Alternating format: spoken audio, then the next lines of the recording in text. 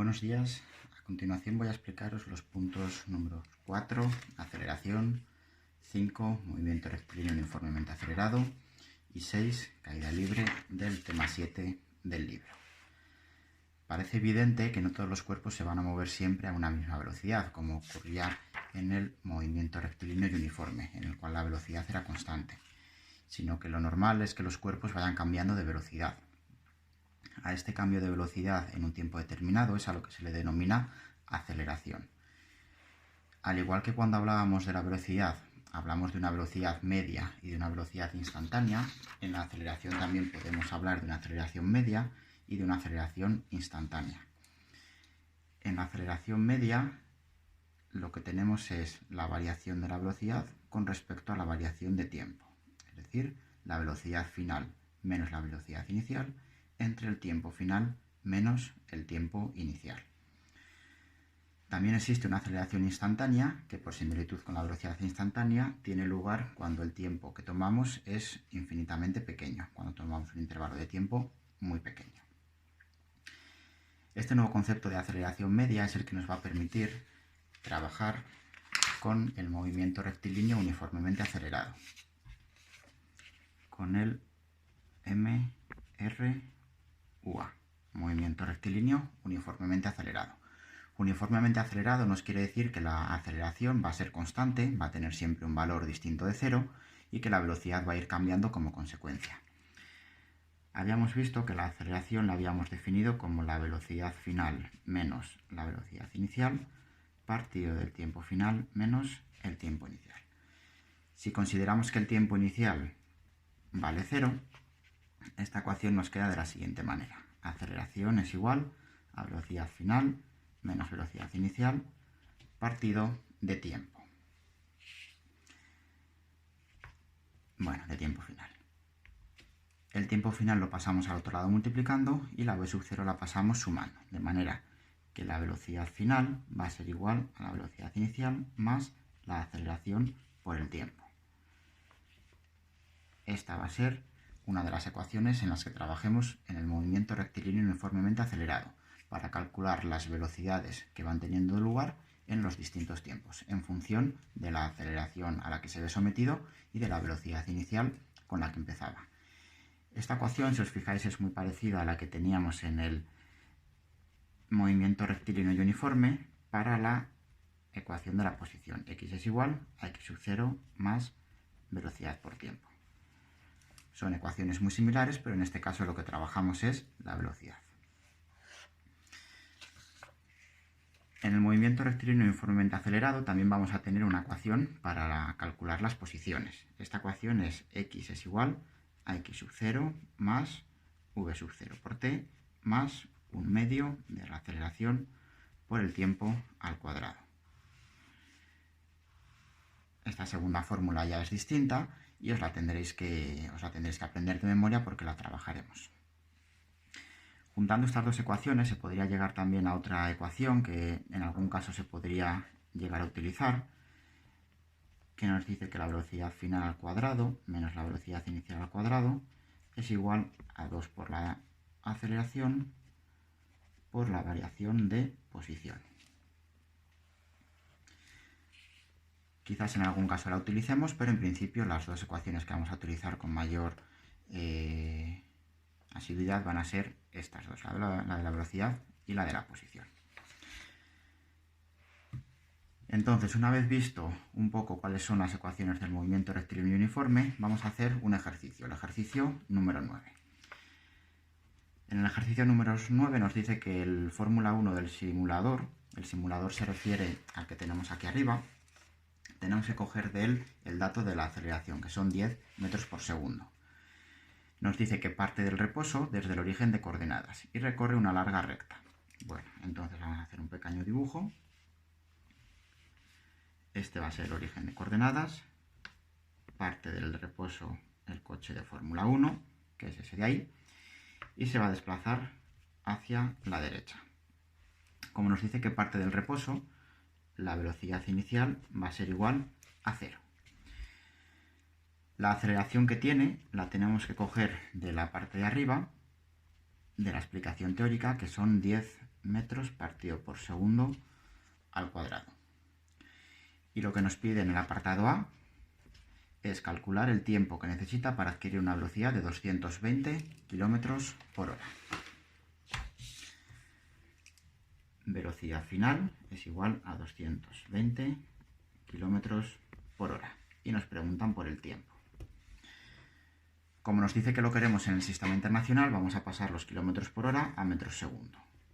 1 kilómetro abajo, 1000 metros arriba, por 1 hora arriba, 3600 segundos abajo. Tachamos kilómetros con kilómetros, tachamos horas con horas, y esto nos queda 61,11 metros partido por segundo. Ya tenemos la velocidad final en unidades del sistema internacional.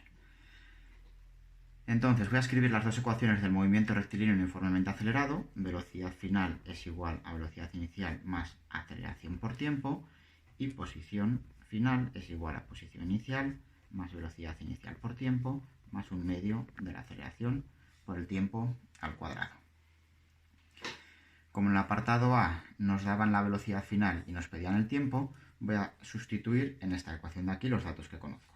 Velocidad final 61,11 es igual a velocidad inicial, habíamos dicho que partía del reposo, así que 0, más la aceleración, que son 10, por el tiempo.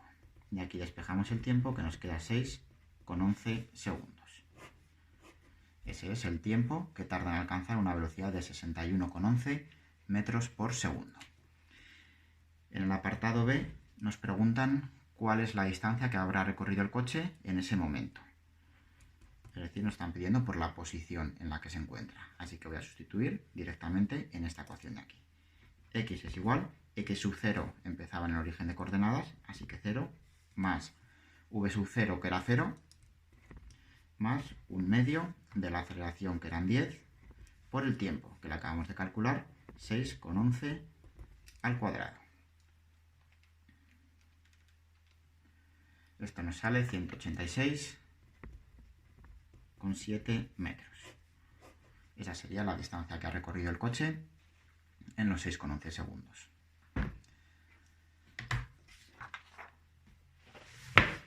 Bueno, en el punto número 6 tenemos la caída libre. La caída libre es un caso especial o un caso particular del movimiento rectilíneo uniformemente acelerado.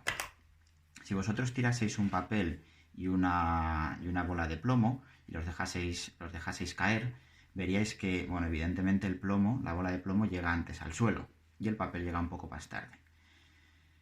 Sin embargo, si nosotros lo introdujéramos en un recipiente en el cual hemos hecho el vacío y los dejamos caer, el papel y la bola de plomo caerían exactamente a la vez. ¿Por qué ocurre esto? Porque en la Tierra, como tenemos el aire, tenemos la atmósfera, el trozo de papel sufre mayor fricción al caer que la bola de plomo. Si el trozo del papel lo doblásemos y le hiciésemos una especie de bola, veríamos que caerían prácticamente a la vez. Entonces, la caída libre es un caso especial, un caso particular del movimiento rectilíneo uniformemente acelerado. En la caída libre lo que tenemos es un cuerpo situado a una altura, la que sea, y lo dejamos caer, ya sea con una velocidad inicial igual a 0 o con una velocidad inicial que puede ser cualquiera, la que sea, una velocidad inicial distinta de 0. En este caso, la aceleración que vamos a tener es una aceleración conocida, es la aceleración de la gravedad. Va siempre dirigida hacia abajo, la aceleración de la gravedad, que vale 9,8 metros partido por segundo al cuadrado. Como la aceleración de la gravedad va dirigida hacia abajo, cuando la utilicemos en nuestros ejercicios le vamos a asignar un valor negativo, porque las magnitudes que van hacia arriba las consideramos positivas y las magnitudes que van hacia abajo las consideramos negativas. De las fórmulas que aparecen aquí en el libro, olvidaos un poco porque lo considero un poco distinto de lo que nosotros vamos a trabajar. Entonces vamos a hacer el ejercicio número 38 de la página 161.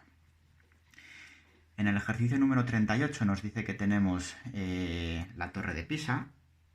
Voy a dibujarla aquí. La torre de Pisa, que está un poco inclinada, que tiene una altura de 55 metros. Desde aquí hasta aquí tenemos una altura de 55 metros. Vamos a tomar como origen de coordenadas este de aquí abajo. Este es el punto 0. Y nos dicen que despreciando la fricción con el aire, queremos saber cuánto tardará en llegar al suelo un objeto que se deja caer desde lo alto. Tenemos un objeto aquí arriba que lo dejamos caer. Si lo dejamos caer, quiere decir que la velocidad inicial es 0. Acordaos que siempre en estos ejercicios tenemos la g, valor de la gravedad, 9,8 metros partido por segundo al cuadrado. Entonces, apartado A. ¿Cuánto tiempo tardará en llegar al suelo? En estos ejercicios volvemos a tener las dos mismas ecuaciones del movimiento rectilíneo uniformemente acelerado. Es decir, v es igual a v sub 0 más g por t. En este caso no pongo a porque la aceleración es una aceleración conocida. Es la de la gravedad, que se llama g minúscula. Y en vez de con x voy a trabajar con y porque estoy trabajando en el eje vertical. Así que y es igual a y sub 0 más v sub 0 por t más 1/2 de g por t al cuadrado. Bueno, entonces lo que me piden es calcular el tiempo que tarda en llegar hasta abajo. De la ecuación de arriba conozco la velocidad inicial, conozco la g, pero no conozco ni la velocidad final ni el tiempo. En la ecuación de abajo puedo conocer una posición final, una posición inicial, conozco la velocidad inicial y conozco la g. Por lo tanto, la única incógnita que voy a tener es el tiempo. De manera que voy a sustituir en esta ecuación de aquí. La y final. A mí me piden el tiempo que tarda en caer desde arriba hasta abajo. Entonces, ¿dónde se va a encontrar al final del movimiento? Al final del movimiento, el cuerpo se va a encontrar ahí, es decir, en la posición 0. Por lo tanto, la y final es 0. La y inicial, la y sub 0, es donde se encontraba al principio, que es a 55 metros de altura. 55 más velocidad inicial es 0, más 1/2, la aceleración vale 9,8, pero recordad que como va hacia abajo es negativa, menos 9,8 por el tiempo al cuadrado. De aquí el 1/2 por el 9,8 y por el negativo nos queda menos 4,9, menos 4,9 t cuadrado, al otro lado ya es positivo, es igual a 55. De manera que t es igual a la raíz cuadrada de 55 entre 4,9. Como es una raíz cuadrada nos van a salir dos valores, uno positivo y otro negativo, pero nosotros nos vamos a quedar solamente con el valor positivo, que es el que tiene sentido físico. Por lo tanto, tarda 3,35 segundos. En el apartado B nos preguntan la velocidad con la que llegará el cuerpo al suelo, con qué velocidad llegará aquí. Así que voy a utilizar la ecuación de la velocidad.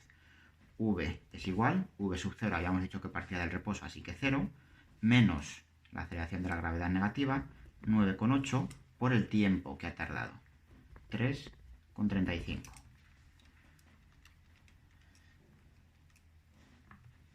Y esto es un total de 32,8 metros partido por segundo. Esa es la velocidad con la que llega al suelo. Y 3,35 es el tiempo que tarda en llegar al suelo.